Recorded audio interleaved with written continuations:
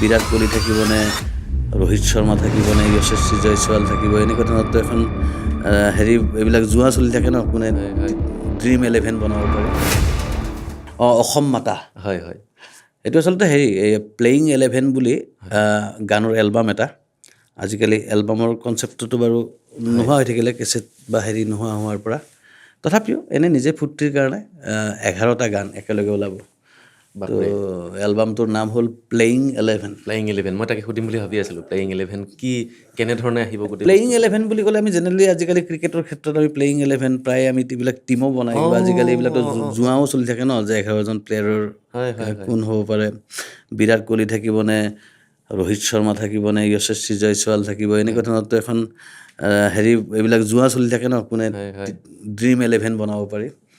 তো তেনেকুৱাই প্লেয়িং 11 বুলি ক'লে কি হয়, এটা ক্ৰিকেট টিমত তুমি যদি ক্ৰিকেট ভাল পোৱা তেতিয়াহ'লে ভালকৈ জানিবা যে 11টা প্লেয়াৰ বেলেগ বেলেগ ধৰণৰ থাকে। এতিয়া ছাপ'জ আমি যেতিয়া একদম সৰুকালত ক্ৰিকেট চাইছিলোঁ, তেতিয়া যদি কওঁ, এতিয়াৰ এক্সাম্পল নহয়, অলপ পুৰণি এক্সাম্পল যদি দিওঁ, ছাপ'জ বীৰেন্দ্ৰ সেহৱাগ একদম আৰম্ভণিৰ প্ৰথম বলটোৰ পৰাই 6-4 মাৰিব আৰম্ভ কৰি দিয়ে।